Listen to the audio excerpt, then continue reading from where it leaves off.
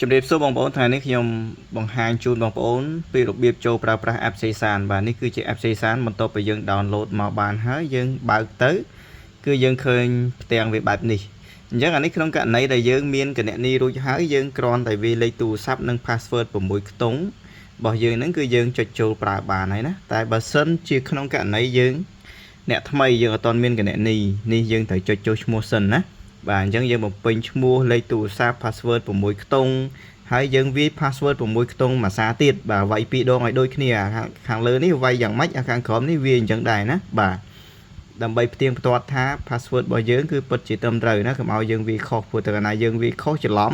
គឺច្រឡំហើយថ្ងៃក្រោយពិបាកដូរណាហើយបន្តមកទៀតយើងចុចផ្ញើកូដ OTP នេះបានន័យថាពេលដែលយើងចុចអានេះហើយវានឹង message ឲ្យយើងអា message លេខកូដ6ខ្ទង់បាទលេខកូដ6ខ្ទង់ដើម្បីផ្ទៀងផ្ទាត់ថាយើងពិតជាម្ចាស់លេខទូរស័ព្ទនឹងមិនមែនយកឈ្មោះមិនមែនយកលេខទូរស័ព្ទរបស់គេផ្ដេសផ្ដាស់ទៅចូលឈ្មោះបង្កើតគណនីទេគឺពិតជាលេខរបស់យើងខ្លួនឯងពិតប្រកបណាអញ្ចឹងអានឹងគឺកូដ OTP វាមានតួនាទីអញ្ចឹងដើម្បីផ្ទៀងផ្ទាត់អត្តសញ្ញាណអ្នកប្រើប្រាស់ថាពិតជាបានប្រើប្រាស់លេខទូរស័ព្ទផ្ទាល់ខ្លួនដើម្បីចូលប្រើប្រាស់គណនីពិតប្រកបមែនអញ្ចឹងណាចឹងយើងផ្ញើកូដ OTP តបមកវានឹង message មកយើង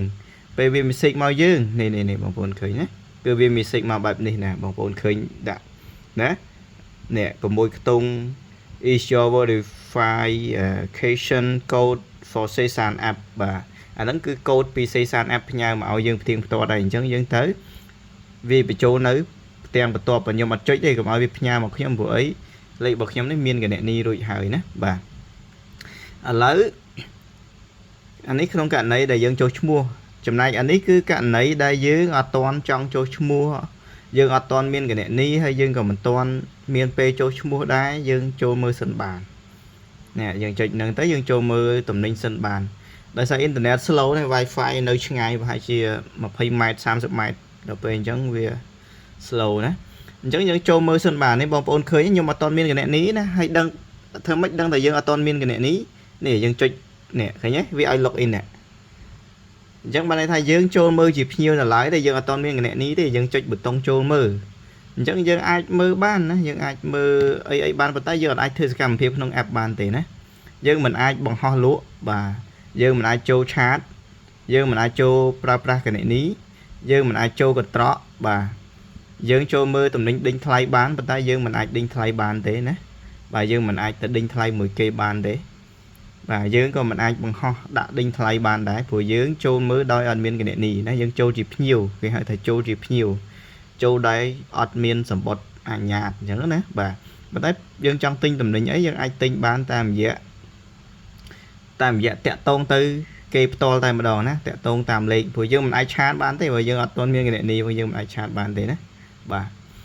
អញ្ចឹងអានឹងក្នុងករណីដែលយើងចូលជាភ្ញៀវណាបាទ